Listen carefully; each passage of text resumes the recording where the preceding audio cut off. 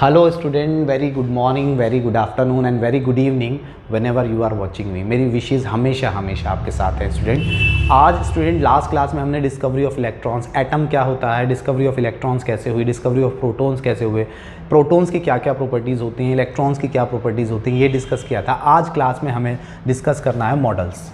तो मॉडल्स के लिए हम कहते हैं कि मॉडल्स क्या हैं, तो एक्चुअल में एटम्स को जिस जिस तरीके से डिफ़ाइन किया गया और जिन जिन साइंटिस्ट ने डिफ़ाइन किया गया उन्होंने अपने अपने मॉडल्स एटम्स के लिए दिए। तो सबसे पहला जो मॉडल हमें यहाँ डिस्कस करना है वो कौन सा होगा, J Thomson model. First model हम डिस्कस करेंगे वो होगा जे थॉमसन मॉडल। अब ये जो जे थॉमसन मॉडल है, इस जे थॉमसन मॉडल में क्या था कि इस मॉडल को हम एक और नाम दे देते हैं कई बार, तो वो क्या होता है, वाटरमेलन मॉडल। इसको हम क्या बोल देते हैं स्टूडेंट, वाटरमेलन मॉडल भी बोलते हैं, वाटरमेलन मॉडल। और वाटरमेलन मॉडल के साथ साथ हम इसको कई बार एक और नाम देते हैं और वो होता है प्लम पुडिंग मॉडल। अब इनको ये नाम क्यों दिए गए, तो अभी हम जब इस मॉडल को डिस्कस करेंगे तो सारी बातें डिस्कस करेंगे कि ये वाला नाम किस कंडीशन में दिया गया और ये वाला नाम किस कंडीशन में दिया गया। ये तो हुई बात। अब सबसे पहली बात आती है जे थॉमसन पहले ऐसे साइंटिस्ट थे जिन्होंने एटम को डिफाइन किया था अपने मॉडल्स के थ्रू। तो और इतने ब्रिलियंट साइंटिस्ट थे कि इनको नोबल अवार्डेड, ये नोबल अवार्डेड थे। किसके लिए नोबल अवार्डेड थे, नोबल प्राइज़ अवार्डेड थे ये। किसके लिए, यानी इस मॉडल के लिए क्या हुआ था, इनको नोबल प्राइज़ मिला था। अब आप कहेंगे सर ये मॉडल, अभी हम आगे पढ़ेंगे तो इस मॉडल के बाद रदरफोर्ड मॉडल आया, यानी ये मॉडल फेल हो गया था। ये मॉडल फेल भले ही हो गया था, लेकिन ये पहले इतने ब्रिलियंट साइंटिस्ट थे जिन्होंने इनविजिबल सब्सटेंस को, यानी एटम इनविजिबल होता उसको डिफाइन करने का ट्राई किया था। तो ये नोबल प्राइज़, उनको इस मॉडल के लिए नोबल प्राइज़ मिला था। वो अलग बात है कि ये मॉडल फेल हो गया था, ठीक है, लेकिन उनको क्या हुआ था, नोबल प्राइज़ मिला था। चलिए हम इस मॉडल को स्टार्ट करते हैं। तो इस मॉडल को स्टार्ट करने के लिए थॉमसन ने क्या कहा, थॉमसन ने अपने इस मॉडल के अंदर कहा कि an atom is just like the watermelon. An atom is just like the watermelon. पहली बात उसने क्या कही कि एक जो एटम होता है वो किस तरीके से होता है, एक जस्ट लाइक द वाटरमेलन होता है। जस्ट लाइक द वाटरमेलन का मतलब है कि हाफ कटेड वाटरमेलन। अगर मैं वाटरमेलन को हाफ कट कर दूं, वाटरमेलन मीन्स तरबूज, अगर तरबूज को मैं हाफ कट कर दूं तो क्या होगा, तो इसके अंदर क्या होगा कि मैक्सिमम पार्ट क्या होगा, रेडिश, और रेडिश पार्ट में कहीं कहीं पर सीड्स एम्बेडेड होंगे, कहीं रेडिश पार्ट में कहीं कहीं पर सीड्स एम्बेडेड होंगे, और ये क्या बन गया है, वाटरमेलन। कुछ इस तरीके से होता है वाटरमेलन। अब उन्होंने कहा कि an atom is just like the watermelon, यानी उन्होंने एटम को वाटरमेलन से कंपेयर कर दिया, फर्स्ट थिंग। दूसरी बात उन्होंने कहा द ऑलमोस्ट और entire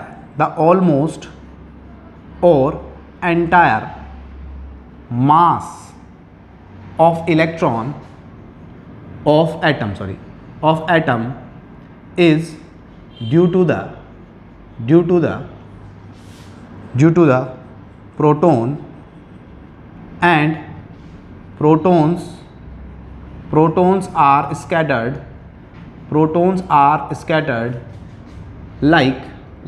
in atom like reddish part of atom, of watermelon, reddish part of watermelon. अब इसका मतलब क्या है वो समझते हैं। उन्होंने कहा कि एक्चुअल में एटम जो होता है वो हाफ कटेड वाटरमेलन की तरह होता है, और हाफ कटेड वाटरमेलन में जिस तरीके से सारे में क्या होता है, अगर आप हाफ वाटरमेलन को काट दोगे, आप यहाँ देख सकते हो स्क्रीन पर कि हाफ वाटरमेलन में अगर आप उसको काट देते हो तो सारा मैक्सिमम पार्ट उसमें क्या दिख रहा है, रेडिश। तो उन्होंने कहा जिस तरीके से एटम में मैक्सिमम पार्ट रेडिश होता है, उसी तरीके से एटम में मैक्सिमम पार्ट में प्रोटॉन्स क्या होते हैं, स्कैटर्ड होते हैं, प्रोटॉन्स फैले होते हैं। यानी उन्होंने एटम के वाटरमेलन में जो रेडिश पार्ट था, रेडिश पार्ट को किससे कंपेयर कर दिया, रेडिश पार्ट को उन्होंने कंपेयर कर दिया प्रोटॉन्स से, कि जिस तरीके से वाटरमेलन के अंदर रेडिश पार्ट सारे में स्कैटर्ड होता है, फैला होता है, उसी तरीके से एटम के अंदर प्रोटॉन्स फैले हुए होते हैं, यानी उन्होंने रेडिश पार्ट को प्रोटॉन से कंपेयर किया। तो यही लाइन हमने कवर की है, द ऑलमोस्ट और एंटायर मास ऑफ एटम, यानी एटम का मैक्सिमम मास जो होता है, मैक्सिमम पार्ट जो होता है, is due to the proton, वो प्रोटॉन्स की वजह से होता है।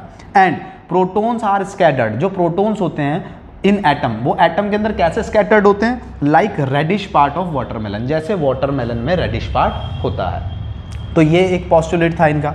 नेक्स्ट पॉस्टुलेट जो था वो क्या था, तो मैं यहाँ कर रहा हूँ इसको cover.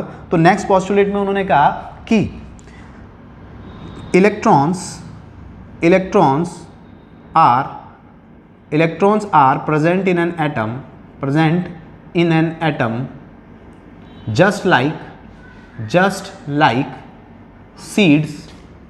like seeds embedded in watermelon means उन्होंने क्या कहा कि जिस तरीके से वाटरमेलन के अंदर कहीं कहीं पर बीज धसे होते हैं, सीड्स एम्बेडेड होते हैं, सीड्स एम्बेडेड का मतलब बीज धसे हुए होते हैं, उसी तरीके से एटम के अंदर इलेक्ट्रॉन्स प्रेजेंट होते हैं। यानी एटम के अंदर मैक्सिमम पार्ट तो क्या हो गया, रेडिश, जो कि किसको, रेडिश पार्ट किससे कंपेयर किया उन्होंने, प्रोटॉन से, यानी मैक्सिमम पार्ट उसमें क्या है, रेडिश है। और उन्होंने एटम के इलेक्ट्रॉन्स को किससे कंपेयर कर दिया, एटम के इलेक्ट्रॉन्स को कंपेयर कर दिया सीड से।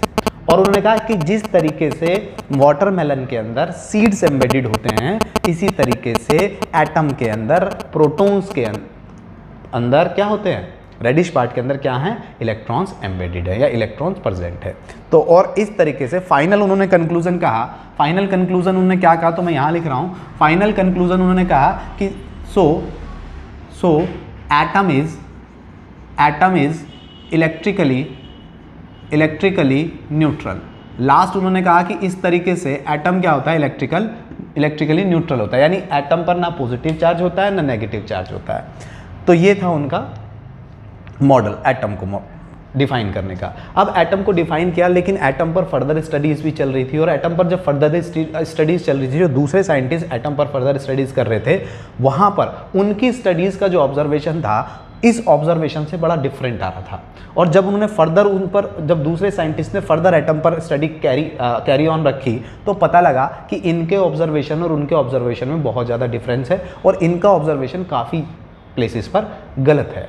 तो इसलिए इनका इस ऑब्जर्वेशन में या इनके मॉडल को, ये मॉडल आगे चलकर फेल हो गया।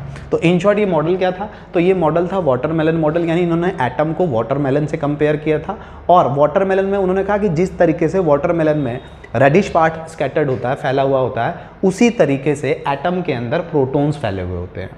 और जिस तरीके से एटम के अंदर कहीं कहीं पर सीड्स एम्बेडेड होते हैं, धसे हुए होते हैं, उस वाटरमेलन के अंदर सीड्स एम्बेडेड होते हैं, उसी तरीके से एटम के अंदर इलेक्ट्रॉन्स एम्बेडेड होते हैं या इलेक्ट्रॉन्स रहते हैं। तो उन्होंने वाटरमेलन से एटम को कंपेयर किया था। अब हमने कहा कि इसको एक और नाम दिया था, वो क्या था, वाटरमेलन मॉडल तो बोला ही गया, साथ साथ उसे क्या बोला गया, प्लम पुडिंग मॉडल। बच्चों प्लम पुडिंग मॉडल का मतलब होता है एक खीर टाइप का। अगर आप खीर बनाते हो तो खीर में मैक्सिमम पार्ट क्या होता है, वाइट, और उसके अंदर जो आपके ड्राई फ्रूट्स है, काजू बादाम छुआरे हैं, वो क्या है, उनको कंपेयर कर लो आप इलेक्ट्रॉन्स से। तो वो प्लम पुडिंग मॉडल से भी हम इसको कंपेयर कर सकते हैं, प्लम पुडिंग से भी कंपेयर कर सकते हैं। तो इस तरीके से ये मॉडल था, और ये मॉडल्स के पॉस्टुलेट थे। लेकिन इस मॉडल की क्या रही कुछ कमियां। जब किसी चीज़ की कमी रहती है तभी तो उसमें इंप्रूवमेंट के लिए कुछ नया किया जाता है। तो इसमें बहुत सारी कमियां रह गई थी, जिसको हम क्या बोलते हैं, लिमिटेशंस, जिसको हम क्या बोलते हैं, लिमिटेशन। तो इसकी सबसे इंपॉर्टेंट लिमिटेशन क्या थी, अगर हम कहें कि इसकी सबसे इंपॉर्टेंट लिमिटेशन क्या थी, तो सबसे इंपॉर्टेंट लिमिटेशन थी इसकी न्यूट्रलिटी। लिमिटेशन क्या थी, न्यूट्रलिटी। तो क्या था, he could not explain the neutrality, explain the overall neutrality of atom. He could not explain the overall neutrality of atom, यानी ये एटम को न्यूट्रल एक्सप्लेन बहुत अच्छे से नहीं कर पाए। आप खुद सोचिए, उन्होंने कहा कि रेडिश पार्ट जो होता है वो प्रोटॉन्स होते हैं, और जो सीड्स होते हैं उसको कंपेयर किया इलेक्ट्रॉन से। अब आप खुद देखिए, रेडिश पार्ट तो बहुत सारा होता है और सीड्स बहुत कम होते हैं, तो यानी पॉजिटिव चार्ज बहुत, और प्रोटॉन्स पर क्या होता है, अभी हम पढ़ के आए हैं, प्रोटॉन्स पर पॉजिटिव चार्ज होता है, और इलेक्ट्रॉन्स पर क्या होता है, तो इलेक्ट्रॉन्स पर नेगेटिव चार्ज होता है। तो अगर प्रोटॉन्स पर पॉजिटिव होता है और इलेक्ट्रॉन्स पर नेगेटिव होता है, तो यहाँ तो पॉजिटिव बहुत सारा है, और पॉजिटिव अगर बहुत ज़्यादा हो और नेगेटिव बहुत कम हो, तो वो एटम कैसा, न्यूट्रल नहीं हो सकता। क्योंकि हमें पता है कोई एटम न्यूट्रल तभी होता है जब इलेक्ट्रॉन और प्रोटॉन इक्वल अमाउंट में हो, जितना पॉजिटिव हो उतना नेगेटिव हो। यानी अगर मेरे पास 5 पॉजिटिव है चार्ज है और 5 नेगेटिव चार्ज है, तो पॉजिटिव जितना पॉजिटिव है उतना नेगेटिव है और ऑल ओवर चार्ज कितना होगा 0, तो 0 का मतलब वो चीज़ न्यूट्रल होगी। लेकिन अगर मेरे पास 10 पॉजिटिव है और 5 नेगेटिव है तो वो न्यूट्रल नहीं हो सकती, वो कैसी होगी, वो पॉजिटिवली चार्ज होगी, वो सब्सटेंस पॉजिटिवली चार्ज होगा। तो इस न्यूट्रलिटी को वो एटम को एक्सप्लेन नहीं कर पाए थे, तो ये मॉडल उनका फेल हो गया था। तो इस तरीके से ये थॉमसन मॉडल था जिस पर नोबेल प्राइज़ तो मिला था, लेकिन नोबेल प्राइज़ मिलने के साथ इसमें बहुत सारी कमियां थी जिनको अगले साइंटिस्ट ने कंप्लीट किया और वो बहुत सारी कमियों को दूर किया। तो आप इसको एक बार देख लीजिए, उसके बाद हम नेक्स्ट मॉडल को डिस्कस करेंगे, वो होगा हमारा रदरफोर्ड मॉडल। देख लीजिए आप इसको। होप आपने इसको देख लिया होगा। अब मैं इसको रब कर देता हूं। अब जब हम रदरफोर्ड मॉडल की बात करते हैं स्टूडेंट्स, तो रदरफोर्ड मॉडल में प्रॉब्लम आती है क्या कि एक्चुअल में जब एटम के ऊपर स्टडी चल रही थी तो हमारे एक साइंटिस्ट आए रदरफोर्ड। अब जो रदरफोर्ड मॉडल था, ये जो साइंटिस्ट आए थे रदरफोर्ड, ये बहुत ही ब्रिलियंट साइंटिस्ट थे। ठीक है, रदरफोर्ड ब्रिलियंट साइंटिस्ट थे और ये बहुत रिच साइंटिस्ट थे उस समय। एक्चुअल में ये रदरफोर्ड जो साइंटिस्ट थे और इनकी पूरी टीम रेडियो एक्टिव सब्सटेंसेस पर वर्क कर रही थी।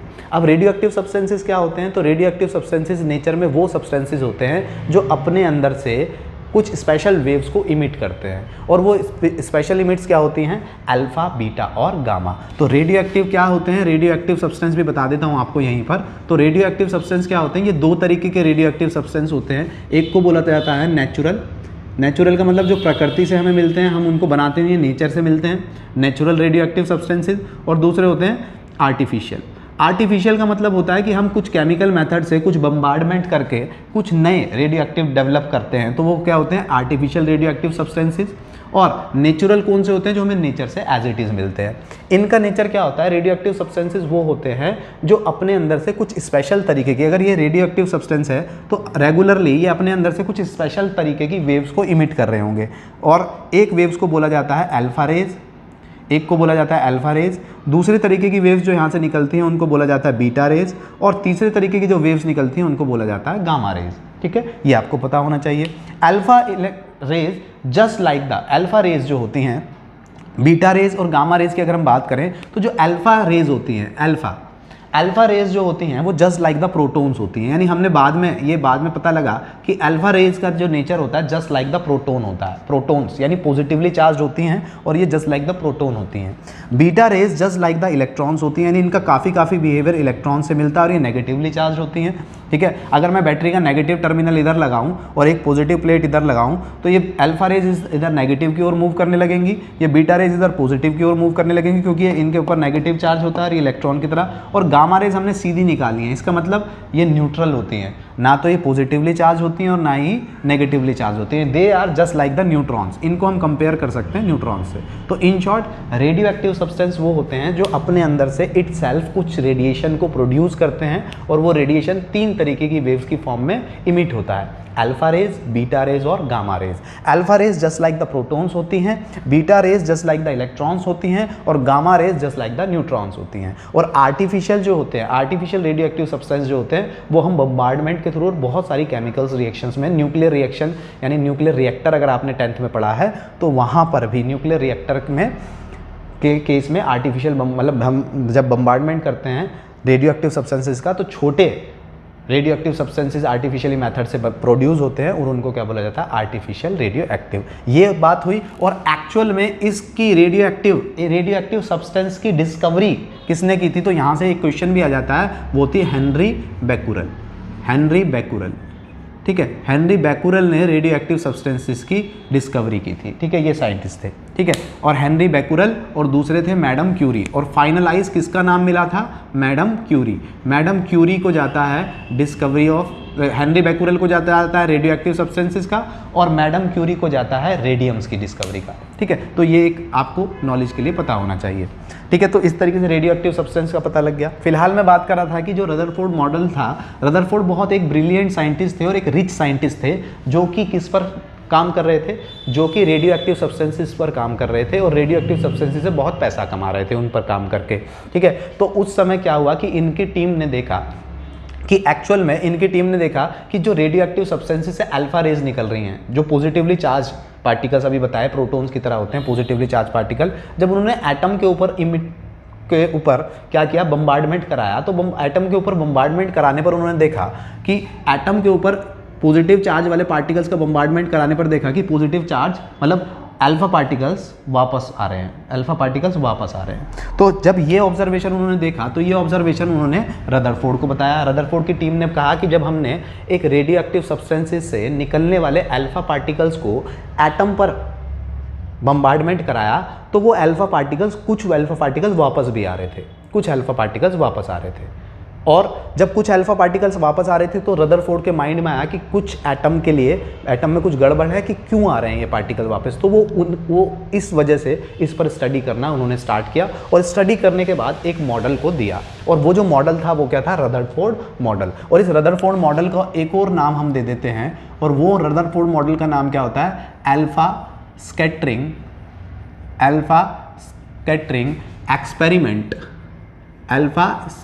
एक्सपेरिमेंट भी इसको बोला जाता है। अब अल्फा स्कैटरिंग एक्सपेरिमेंट या फिर रदरफोर्ड मॉडल में इन्होंने क्या किया, तो इन्होंने अल्फा पार्टिकल्स के लिए एक रेडियो एक्टिव सब्सटेंस लिया जो क्या प्रोड्यूस करता है, अल्फा पार्टिकल्स। दूसरा, इन्होंने जिस अल्फा पार्टिकल्स का जिस मेटल पर बम्बार्डमेंट किया था, मेटल की शीट पर बम्बार्डमेंट किया था, वो थी गोल्ड की शीट। वो कौन सी थी, गोल्ड की शीट। अब सबसे पहले तो दो क्वेश्चन यहाँ ये बनते हैं कि अल्फा पार्टिकल्स ही क्यों लिए गए, कोई दूसरे पार्टिकल्स क्यों नहीं लिए गए। दूसरा, गोल्ड की शीट ही क्यों ली गई, कोई दूसरी मेटल की शीट क्यों नहीं ली गई। तो गोल्ड की शीट इसलिए ली गई कि पहली प्रॉपर्टी तो गोल्ड की होती है कि इट इज़ हाईली मैलिएबल, ठीक है, ये बहुत ज़्यादा मैलिएबल होती है, जिसकी वजह से गोल्ड की शीट ली। दूसरा, इसका न्यूक्लियस, हमें एक ऐसा मेटल की शीट चाहिए थी जो पतली से पतली थिन शीट में कन्वर्ट हो जाए, और गोल्ड में सबसे ज़्यादा टेंडेंसी होती है मैलिएबिलिटी की। दूसरा, हमें इस नेचर के साथ साथ ये भी देखना था कि जो हमें न्यूक्लियस चाहिए, जो मतलब मिड में सब्सटेंस चाहिए, वो न्यूक्लियस चाहिए, वो उसका हैवी न्यूक्लियस वाला मेटल चाहिए था। तो गोल्ड काफ़ी हैवी न्यूक्लियस वाला मेटल था, इसलिए इसको क्या किया था, सेलेक्ट किया गया था। अब बारी आती है कि ये अल्फा पार्टिकल्स क्या होते हैं। तो बच्चों आपको ये भी पता होना चाहिए, देखिए प्रैक्टिकल या एक्सपेरिमेंट शायद आपने छोटी क्लासेस में भी पढ़ लिया होगा, लेकिन एक्सपेरिमेंट में कंडीशंस जो नई बातें हैं वो काफ़ी आपको पता लगने वाली हैं। तो पहली बात कि अल्फा पार्टिकल्स क्या होते हैं। अल्फा पार्टिकल्स क्या होते हैं, एक्चुअल में आपने देखा होगा कि जिस एटम का एटॉमिक नंबर 2 होता है उसको हीलियम बोला जाता है, और इसका मास नंबर 4 होता है, ठीक है। तो ये हीलियम का एटम है। अब हीलियम के एटम की अगर मैं स्ट्रक्चर बनाऊँ तो हीलियम का एटम का एटॉमिक नंबर 2 है, तो एटॉमिक नंबर 2 है तो इसके अंदर इलेक्ट्रॉन्स भी 2 होंगे और इसके अंदर प्रोटॉन्स भी 2 होंगे। जब इसके अंदर 2 इलेक्ट्रॉन्स और 2 प्रोटॉन्स होंगे तो हमें पता है कि प्रोटॉन्स कहाँ होते हैं, न्यूक्लियस में। तो 2 प्रोटॉन्स मैंने ऐसे दिखा दिए, और इलेक्ट्रॉन्स कहीं यहाँ पर होंगे और वो रिवॉल्व हो रहे होंगे। लेकिन अगर ये हीलियम अपने 2 इलेक्ट्रॉन्स लूज़ कर दे, एनी हाउ ये अपने 2 इलेक्ट्रॉन लूज़ कर दे, तो हमें पता है हमने छोटी क्लासेस में पढ़ा है कि जब कोई एलिमेंट अपने इलेक्ट्रॉन लूज़ करता है तो उतना पॉजिटिव चार्ज कैरी कर लेता है। तो 2 इलेक्ट्रॉन लूज़ करें तो 2 पॉजिटिव हो गया, और 2 इलेक्ट्रॉन जो लूज़ करें हैं वो बाहर दिखा दिए इस तरीके से। अब जब 2 इलेक्ट्रॉन लूज़ कर दिए और ये 2 पॉजिटिव हो गया, तो हम देखेंगे कि 2 पॉजिटिव कब हुआ, जब 2 इलेक्ट्रॉन लूज़ कर दिए तो एक ये वाला इलेक्ट्रॉन भी चला गया और ये वाला इलेक्ट्रॉन भी मूव हो गया। जब दोनों इलेक्ट्रॉन मूव हो गए तो ये हीलियम का क्या बचा, केवल और केवल न्यूक्लियस। तो इसका मतलब क्या है, ये जो न्यूक्लियस बचा हीलियम का, these are the alpha particles, ये होते हैं अल्फा पार्टिकल्स। हीलियम के न्यूक्लियस को क्या बोला जाता है, अल्फा पार्टिकल्स बोला जाता है। हीलियम के न्यूक्लियस को क्या बोला जाता है, अल्फा पार्टिकल्स। और इस पर चार्ज कितना होता है, तो अल्फा पार्टिकल्स पर पॉजिटिव चार्ज होता है, एटॉमिक नंबर 2 होता है, मास नंबर 4 होता है, और चार्ज 2 होता है, और इन पार्टिकल्स को बोला था अल्फा पार्टिकल्स। अब बारी आती है कि ये मॉडल में ये एक्सपेरिमेंट कैसे किया गया था, तो मैं इसको आपको एक्सप्लेन करता हूँ। अब एक्सपेरिमेंट के लिए तो मैं आपको साइड में यहाँ पिक्चर दिखा दूंगा, मैं एक जनरली पिक्चर बना के भी दिखा देता हूँ आपको। हुआ क्या कि यहाँ पर एक गोल्ड की थिन शीट ली गई, अब उस थिन शीट को, पूरी थिन शीट को ना बना के मैं केवल गोल्ड का एक एटम बना रहा हूँ, ताकि आपको बहुत ईजिली समझ में आ जाए, ठीक है, बहुत ईजिली आपको समझ में आ जाए। केवल एटम बना रहा हूँ मैं, पूरी शीट नहीं बना रहा हूँ, ठीक है। एटम था ये गोल्ड का एटम, और यहाँ से एक आयरन का ब्लॉक लिया गया, और इस आयरन के ब्लॉक के अंदर क्या रखा गया, इस ब्लॉक के अंदर एक रेडियो एक्टिव सब्सटेंस रखा गया जो अल्फा पार्टिकल्स को इमिट कर रहा था, ठीक है। जब ये अल्फा पार्टिकल्स को इमिट कर रहा था तो हमने देखा कि ये जो अल्फा पार्टिकल्स थे, ये अल्फा पार्टिकल्स यहाँ से ये सारे में से अल्फा पार्टिकल्स निकल रहे थे। अब अल्फा पार्टिकल्स जब ये निकल रहे थे तो ये देखा, तो रदरफोर्ड ने देखा कि 3 ऑब्जर्वेशन को रदरफोर्ड ने ऑब्जर्व करा। किस पर? जब ये 3 अल्फा पार्टिकल्स यहाँ से यहाँ पर बम्बार्ड किए जा रहे थे, यानी फेंके जा रहे थे। तो देखा गया, फर्स्ट ऑब्जर्वेशन ये था कि मैक्सिमम अल्फा पार्टिकल्स जो थे वो क्या कर रहे थे, वो एटम में से सीधे निकल कर चले गए। मैक्सिमम अल्फा पार्टिकल्स कहाँ चले गए? एटम में से सीधे, यानी एटम को पेनिट्रेट कर कर पार कर कर निकल गए। मैक्सिमम अल्फा पार्टिकल्स एटम को पार करके पेनिट्रेट करके चले गए। ठीक है, मैं एक एटम से कंपेयर करके आपको समझा रहा हूँ। मैं साइड में पिक्चर दिखा दूंगा एक्चुअल में क्या था। मैं आपको एटम से इसलिए दिखा रहा हूँ क्योंकि ये क्या है, बड़ी इजीली डायग्राम से आपको समझ में आ जाएगा।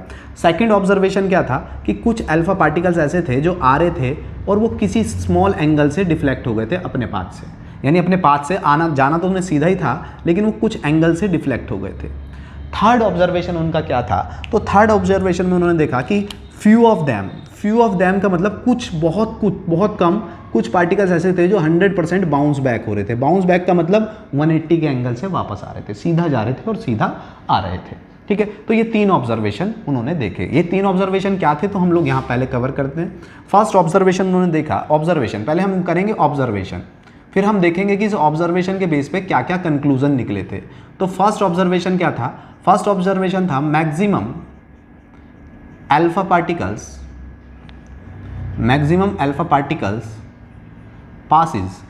passed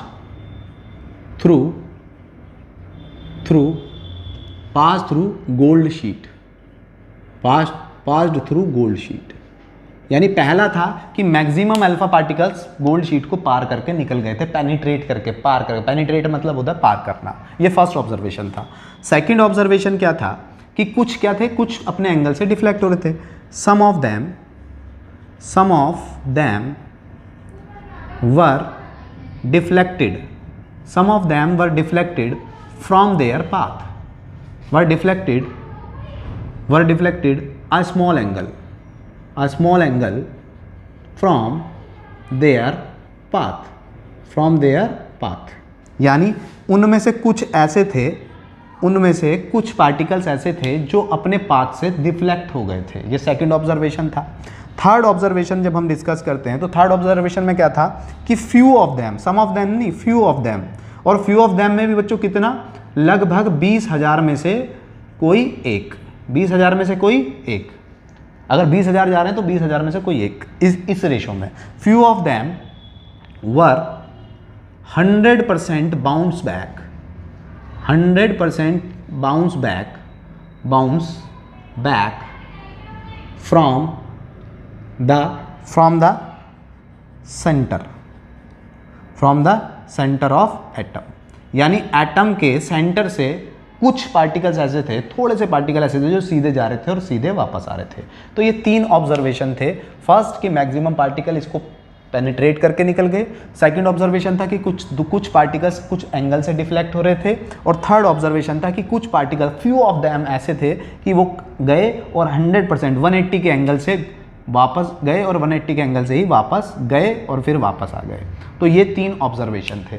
अब इन 3 ऑब्जर्वेशन पर फाइनल कंक्लूजन दिया गया था एटम के लिए थ्रू रदरफोर्ड के थ्रू। तो आप इन 3 ऑब्जर्वेशन को देखिए, उसके बाद हम करते हैं इसका कंक्लूजन। देख लीजिए आप इसको।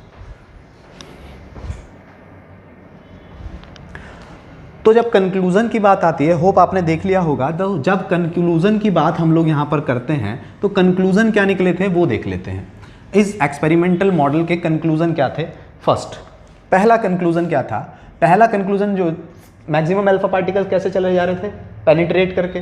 तो इस बेस पर कंक्लूजन निकला कि the maximum part of atom, Rutherford ने कहा कि the maximum part of atom, ये क्या चल रहे हैं? कंक्लूजन चल रहे हैं बच्चों। कंक्लूजन मीन्स निष्कर्ष पर किस पर पहुंचे, इस प्रैक्टिकल में क्या निकला निष्कर्ष। तो कंक्लूजन था the maximum part of atom is empty.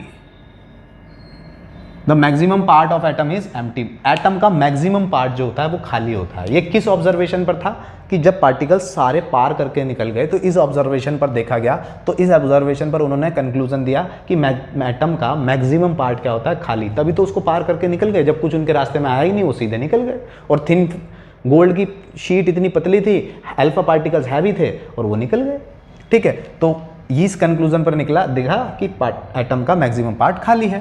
दूसरा कंक्लूजन क्या था, तो सेकंड कंक्लूजन यहां पर देखा गया, तो देखा गया some heavy particles means positively charged particles, some heavy or positively charged particles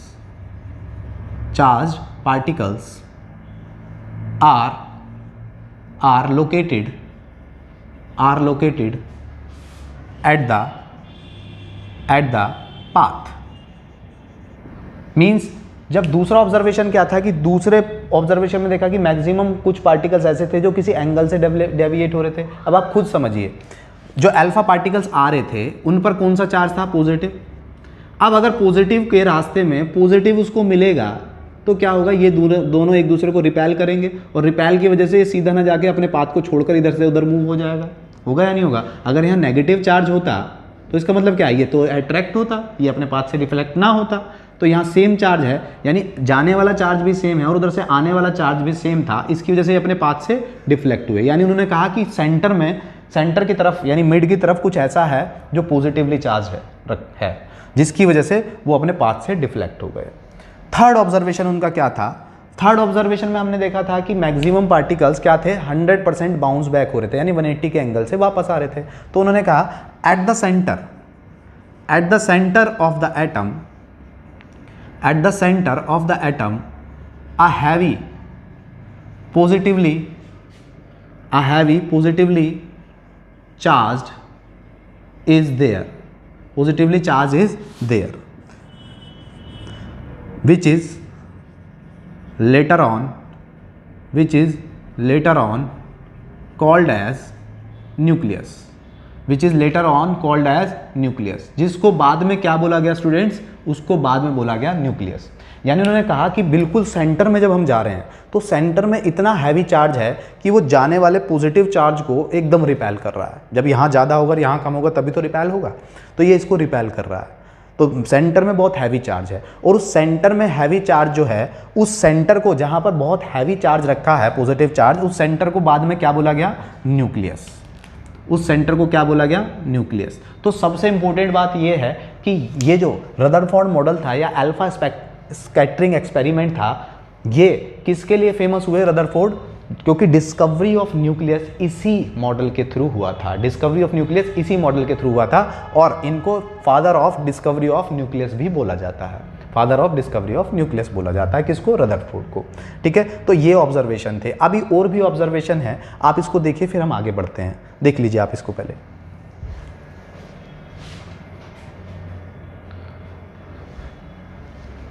अब जब हम आगे ऑब्जर्वेशन की बात करते हैं तो नेक्स्ट ऑब्जर्वेशन जब आएगा तो हम नेक्स्ट ऑब्जर्वेशन क्या करेंगे, तो पहले मैं इसको रब कर देता हूं फिर हम नेक्स्ट ऑब्जर्वेशन करते हैं। तो नेक्स्ट ऑब्जर्वेशन में हम लोगों ने यहां देखा, जब हम नेक्स्ट ऑब्जर्वेशन यहां देख रहे हैं तो क्या देख रहे हैं हम नेक्स्ट ऑब्जर्वेशन में, उन्होंने कहा कि entire mass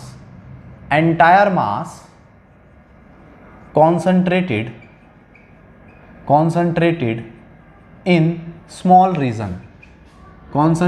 in small region at the center। उन्होंने कहा एटम का जो मैक्सिमम सारा मास होता है, जो भी एटम का मास है, वो कहां पर कॉन्सेंट्रेटेड है, सेंटर पर, मिड में है। और उस सेंटर को ही क्या बोला था, न्यूक्लियस। और वो जो एंटायर मास है दैट इज ड्यू टू किसकी वजह से है, प्रोटॉन्स की वजह से। वो एंटायर मास किसकी वजह से है, प्रोटॉन्स की वजह से। सेकंड, अगला ऑब्जर्वेशन क्या था, the positive charge due to protons. वो जो पॉजिटिव चार्ज था वो किसकी वजह से था, प्रोटॉन्स की वजह से था। थर्ड ऑब्जर्वेशन, यानी नेक्स्ट थर्ड के बाद हमने 3 तो पहले कर लिए थे, ये 5th हो गया, ये 6th हो गया और ये 7th हो गया। अब 7th क्या है, उन्होंने कहा कि एटम इज इलेक्ट्रिकली न्यूट्रल। उन्होंने कहा इस वजह से, क्योंकि एटम क्या है, एटम के मिड में बहुत सारा पॉजिटिव चार्ज है, इसलिए एटम क्या है, इलेक्ट्रिकली न्यूट्रल है। और नेक्स्ट उन्होंने क्या कहा, नेक्स्ट ऑब्जर्वेशन में क्या कहा था, तो नेक्स्ट ऑब्जर्वेशन था electrons are not stationary, electrons are not stationary, they are revolving, they are revolving around, they are revolving around the nucleus, they are revolving around the nucleus, they are revolving around the nucleus at very high speed. They are not stationary, they are revolving around the nucleus at very high speed at a definite path that is called as orbits, that is called as orbit. उन्होंने कहा centre में तो nucleus होता है और maximum part उसका क्या है, खाली, और उस खाली पार्ट में इलेक्ट्रॉन्स स्टेशनरी नहीं है, इलेक्ट्रॉन ऐसे नहीं है कि वहाँ रखे हुए हैं, क्योंकि थॉमसन ने कहा था कि एटम वहाँ पर एम्बेडेड है, धसे हुए हैं, लेकिन रदरफोर्ड ने अपने प्रैक्टिकल में कहा कि इलेक्ट्रॉन्स एम्बेडेड नहीं है, इलेक्ट्रॉन्स स्टेशनरी नहीं है, रुके हुए नहीं है, they are revolving around the nucleus, वो न्यूक्लियस के चारों ओर रिवॉल्व हो रहे हैं, और जहां पर वो रिवॉल्व हो रहे हैं वो पाथ क्या है, वो पाथ है आपका ऑर्बिट। उन्होंने कहा वो पाथ जो है जहां पर वो रिवॉल्व हो रहे हैं वो क्या है, ऑर्बिट है। ठीक है, नेक्स्ट उन्होंने कहा कि the force of attraction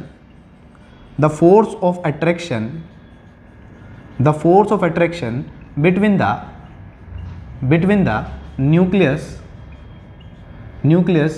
and electrons is the force of attraction की जगह लिखे हम the applied force of attraction between the nucleus and electron is कौन सी, electrostatic force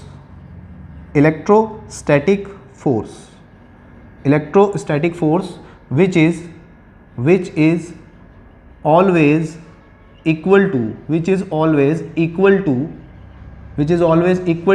centripetal force, which is always equal to centripetal force। उन्होंने क्या कहा, उन्होंने कहा कि जब कोई एटम रिवॉल्व हो रहा होता है, कहीं पर एटम रिवॉल्व हो रहा होता है, तो आप खुद देखिए सेंटर में तो हो गया न्यूक्लियस, और न्यूक्लियस पर है पॉजिटिव चार्ज, और इलेक्ट्रॉन रिवॉल्व हो रहा है, तो पॉजिटिव और नेगेटिव के बीच में क्या होगा, एक फोर्स ऑफ अट्रैक्शन लग रहा होगा, और इस फोर्स ऑफ अट्रैक्शन उन्होंने क्या कहा, इलेक्ट्रोस्टैटिक फोर्स ऑफ अट्रैक्शन कहा। और इस इलेक्ट्रोस्टैटिक फोर्स ऑफ अट्रैक्शन में कहा, क्योंकि हमें पता है, हमारी फिजिक्स कहती है कि जब कोई चीज़ रिवॉल्व हो रही होती है तो उसके अंदर एक्सेलरेशन होता है, और जब उसके अंदर एक्सेलरेशन हो रहा होता है तो उसकी वेलोसिटी में लगातार चेंज आ रहा होता है, और अगर उसकी वेलोसिटी में लगातार चेंज आ रहा है तो इसको बैलेंस करने के लिए, रिवॉल्विंग इलेक्ट्रॉन को या किसी भी रिवॉल्व होती चीज़ को बैलेंस करने के लिए एक फोर्स और लगती है, जो क्या होती है, जो इधर से इधर की ओर लगती है और इधर से इधर को इसको बैलेंस करती है, उसे बोलते हैं सेंट्रीपिटल फोर्स।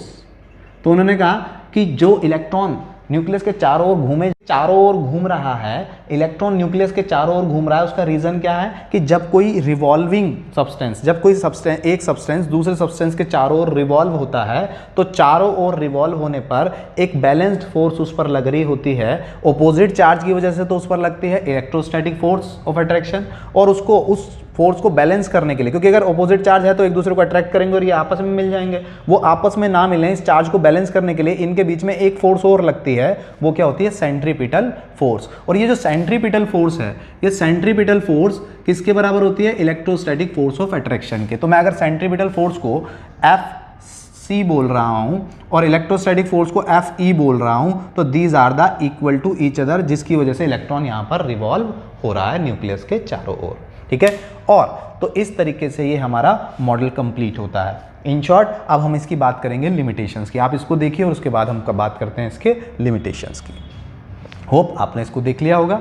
चलिए, अब क्या बारी आती है, तो इन शॉर्ट इस मॉडल की फाइनल समरी क्या थी, तो इस मॉडल में रदरफोर्ड ने कहा कि एटम जो होता है, एटम का मैक्सिमम पार्ट खाली होता है, और उस खाली जगह पर कौन रिवॉल्व हो रहे होते हैं, इलेक्ट्रॉन। और उस खाली जगह को एटम में उसने कहा कि ये जो खाली जगह होती है, उस खाली जगह को, यानी न्यूक्लियस के बाहर जो भी जगह होती है, उसको क्या बोला जाता है, extra nuclear part. Extra nuclear part. इस एक्स्ट्रा न्यूक्लियर पार्ट में इलेक्ट्रॉन्स रिवॉल्व हो रहे होते हैं, और जब इस एक्स्ट्रा न्यूक्लियर पार्ट में जहां भी इलेक्ट्रॉन रिवॉल्व हो रहे होते हैं उसको क्या बोला जाता है, ऑर्बिट। उसको क्या बोला जाता है, ऑर्बिट। और रिवॉल्विंग इलेक्ट्रॉन और न्यूक्लियस के बीच में एक फोर्स ऑफ अट्रैक्शन लगता है जिसको बोला जाता है electrostatic force of attraction, electrostatic force of attraction. और इसको बैलेंस करने के लिए एक और फोर्स ऑफ अट्रैक्शन लगता है जिसको बोला जाता है सेंट्रीपिटल फोर्स। और ये सेंट्रीपिटल फोर्स हमेशा कब लगती है, तो ये सेंट्रीपिटल फोर्स हमेशा तब लगती है जब कोई चीज़ रिवॉल्विंग हो रही होती है। तो इस तरीके से उन्होंने इस एटम को डिफाइन किया, और इस एटम को डिफाइन किया या कहें इस मॉडल को डिफाइन किया एटम के लिए। और एक्चुअल में इनके इस डिफाइन करने की प्रोसेस को हम कंपेयर कर सकते हैं सोलर सिस्टम से। सोलर सिस्टम से, सोलर सिस्टम से कैसे, जैसे सोलर सिस्टम में सन के चारों ओर क्या होते हैं, सारे प्लैनेट्स रिवॉल्व हो रहे होते हैं। इसी तरीके से एटम में न्यूक्लियस के चारों ओर इलेक्ट्रॉन्स रिवॉल्व हो रहे होते हैं। और एटम का एंटायर मास, यानी एटम में जो मास होता है, क्योंकि ये बात तो प्रूव कर दी थी उन्होंने कि मैक्सिमम पार्ट होलो है, खाली है, तो एटम का एंटायर मास जो होता है that is due to mass of proton. Proton के मास की वजह से होता है। और प्रोटॉन्स जहां पर होते हैं उस पार्ट को क्या बोला गया था, न्यूक्लियस। उस पार्ट को क्या बोला गया था, न्यूक्लियस। और यहाँ पर ही इसी मॉडल के थ्रू न्यूक्लियस की डिस्कवरी हुई थी। तो होप आपको ये मॉडल बहुत अच्छे से समझ आ गया होगा। अब बारी आती है बच्चों कि ये मॉडल भी फेल हो गया था, तो इस मॉडल की भी कुछ कमियां थी। वो क्या कमियां थी वो अब हम लोगों को डिस्कस करनी है। तो फर्स्ट कमी ये थी इस मॉडल की, जिसको हम कमियों को बोलते हैं लिमिटेशंस। तो पहली लिमिटेशन यहाँ पर ये थी कि लिमिटेशंस की जब हम बात करते हैं तो लिमिटेशंस में पहली लिमिटेशन थी he could not, he means Rutherford, he could not explain the Maxwell theory. He could not explain the Maxwell theory. अब ये Maxwell theory क्या थी, तो बच्चों Maxwell जो थे एक साइंस के, यानी केमिस्ट्री हम कहें कि फिजिक्स के बहुत अच्छे साइंटिस्ट थे, बहुत बड़े साइंटिस्ट थे। आपका जितने भी आप फिजिक्स पढ़ते हो, आप इलेक्ट्रोस्टैटिक फिजिक्स पढ़ते हो यानी इलेक्ट्रिसिटी पढ़ते हो, आप मैग्नेटिज्म पढ़ते हो, सारे कंसेप्ट मैक्सिमम मैक्सवेल ने दिए थे। बहुत ब्रिलियंट साइंटिस्ट थे। तो इन्होंने क्या किया, इन्होंने कहा कि अगर मेरे अकॉर्डिंग टू मी, मैक्सवेल ने कहा कि मेरे हिसाब से मेरी फिजिक्स ये कहती है कि जब कोई सब्सटेंस किसी एक पॉइंट के चारों ओर घूमता है तो एक पॉइंट के चारों ओर रिवॉल्व होते हुए या तो वो एनर्जी को गेन करता है या फिर वो एनर्जी को लूज करता है। फॉर एग्जाम्पल, अगर मैं एक धागे में पत्थर बांध दूँ और धागे में पत्थर बांध के हाथ को ऐसे घुमाने लगूँ, तो जैसे जैसे मैं हाथ को घुमाऊंगा मेरे हाथ से एनर्जी लूज हो रही है और वो एनर्जी किसे मिल रही है, उस पत्थर को, और वो पत्थर घूमना स्टार्ट हो गया। और जैसे जैसे मैं घुमाता जा रहा हूँ पत्थर की एनर्जी बढ़ती जा रही है और धागा पहले ऐसे घूम रहा था, फिर ऐसे, फिर वो सीधा हो गया, ऐसे ऐसे घूमने लगा। और अगर मैं हाथ को और तेज घुमाऊंगा तो मेरी एनर्जी किसको मिलेगी, पत्थर को, स्टोन को, उस धागे से बंधे स्टोन को। और धागे से बंधे स्टोन को जब एनर्जी और मिलेगी तो एक कंडीशन ऐसी आएगी, धागा टूट जाएगा और पत्थर दूर चला जाएगा। मींस मैक्सवेल ने कहा कि जब भी कोई चीज़ एक सेंटर के चारों ओर रिवॉल्व हो रही होती है तो या तो वो एनर्जी को गेन करती है, और वो एनर्जी को गेन करती है तो उसकी लगातार स्पीड बढ़ती है, और इतनी स्पीड बढ़ जाएगी, अगर वो गेन ही करती जा रही है तो उसकी स्पीड इतनी बढ़ जाएगी कि वो अपनी उस पाथ को छोड़ देगी, बाहर चली जाएगी। या फिर उसने कहा कि या तो वो एनर्जी गेन करे या फिर वो दूसरा केस है कि वो एनर्जी को लूज करे। मींस अगर वो जो पत्थर में हाथ घुमाता जा रहा था तो वो एनर्जी गेन करता जा रहा था और वो बाहर की ओर ऐसे सीधा सीधा होता जा रहा था और वो बाहर चला गया टूट के। अगर वो एनर्जी कम उसकी, या फिर अगर वो रिवॉल्व हो रहा है और मैं हाथ घुमाना बंद कर दूँ तो क्या होगा, हाथ घुमाना बंद कर दूँ तो उसकी एनर्जी कम होती चली जाएगी, और वो जो पत्थर ऐसे ऐसे घूम रहा था धागे के साथ वो धीरे धीरे धीरे धीरे धीरे धीरे ऐसे ऐसे ऐसे ऐसे होता होता क्या होगा, वो पत्थर एक पोजीशन ऐसी आएगी कि वो नीचे आके रुक जाएगा, गिर जाएगा।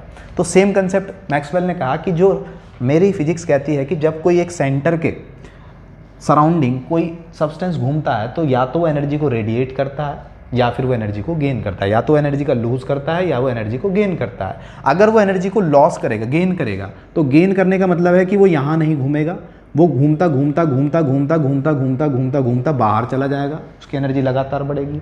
या फिर अगर वो एनर्जी को लूज कर रहा है तो वो घूमता घूमता घूमता घूमता अपनी एनर्जी कम करेगा कम करेगा कम करेगा कम करेगा, और कम करते करते एक पोजीशन ऐसी आएगी कि वो न्यूक्लियस में गिर जाएगा। और अगर एटम के अंदर इलेक्ट्रॉन न्यूक्लियस में गिर गया तो क्या होगा, खत्म हो जाएगा। तो इसका मतलब ना तो इलेक्ट्रॉन न्यूक्लियस में गिरता है, ना ही वो एनर्जी से ना ही वो बाहर जाता है। अगर तो इसका रीज़न क्या है, तो उनके पास कोई शब्द नहीं थे या उनके पास एक्सप्लेनेशन नहीं था मैक्सवेल की थ्योरी को फेल करने का, तो वो मैक्सवेल की थ्योरी को एक्सप्लेन नहीं कर पाए थे। तो पहली लिमिटेशन ये थी। दूसरी लिमिटेशन क्या बनी? दूसरी लिमिटेशन बनी ही कुड नॉट, मैं इसको रब कर देता हूँ फिलहाल, he could not explain the hydrogen spectra और लाइन स्पेक्ट्रा। हाइड्रोजन स्पेक्ट्रा और लाइन स्पेक्ट्रा। अब हाइड्रोजन स्पेक्ट्रा और लाइन स्पेक्ट्रा क्या होता है? स्पेक्ट्रम सुना है आप लोगों ने? स्पेक्ट्रम के प्लूरल वर्ड को ही क्या बोला जाता है? स्पेक्ट्रा। अब स्पेक्ट्रा क्या होता है वो समझिए। आपने स्पेक्ट्रम देखा है। अगर हम क्या करें, हम क्या लें, हमने क्या किया, हमने कोई वेव, सपोज करो सनलाइट है और सनलाइट क्या आ रही है? इस प्रिज्म पर पड़ रही है। तो सनलाइट इस प्रिज्म पर पड़ रही है, तो आपने फिजिक्स में पढ़ा है कि जब सनलाइट, वाइट कलर की सनलाइट जब किसी प्रिज्म पर पड़ती है तो वो 7 कलर्स में यहाँ से निकलती है, और वो जो 7 कलर्स होते हैं उसको हम क्या बोलते हैं? विबग्योर। उसको हम क्या बोलते हैं? विबग्योर बोलते हैं। तो ये तो है नॉर्मल स्पेक्ट्रम। ये क्या है? नॉर्मल स्पेक्ट्रा या नॉर्मल स्पेक्ट्रम। लेकिन हम हाइड्रोजन स्पेक्ट्रा या लाइन स्पेक्ट्रा क्या होता है? हुआ क्या कि जब लाइट आई, कैसे आई? तो अभी इसको मैं बोहर्स मॉडल में बहुत अच्छे से एक्सप्लेन किया गया है। अभी तो मैं आपको हल्का सा बता रहा हूँ कि सपोज करते हैं कि हाइड्रोजन, एक कंटेनर में हाइड्रोजन गैस थी, ठीक है, हाइड्रोजन गैस थी, और यहाँ से लाइट डाली गई, वाइट लाइट डाली गई।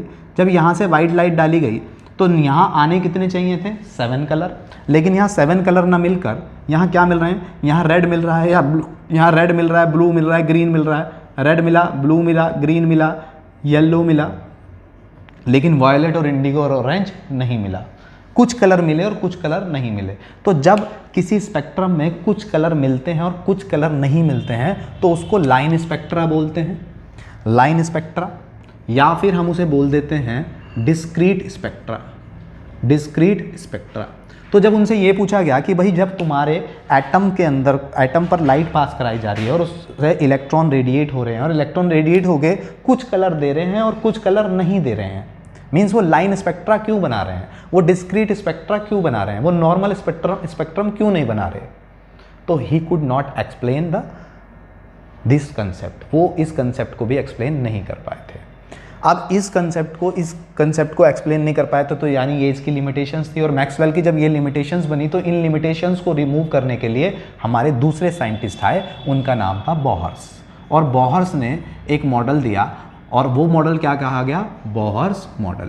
तो बोहर्स मॉडल में ये सारी लिमिटेशंस को रिमूव कर दिया गया। उन्होंने मैक्सवेल की जो थ्योरी रदरफोर्ड एक्सप्लेन नहीं कर पाए थे, वो मॉडल बोहर्स ने बहुत अच्छे से एक्सप्लेन करी। और जो स्पेक्ट्रा रदरफोर्ड एक्सप्लेन नहीं कर पाए थे, उन्होंने बोहर्स मॉडल में स्पेक्ट्रा को भी बहुत ईजिली डिफाइन किया, और बोहर्स मॉडल इससे एडवांस्ड मॉडल कहलाया गया। तो इस तरीके से रदरफोर्ड मॉडल हमारा कंप्लीट हो जाता है। नेक्स्ट क्लास में हम लोग डिस्कस करेंगे बच्चों बोहर्स मॉडल। ठीक है, मिलता हूँ आपसे नेक्स्ट वीडियो में। Thank you very much.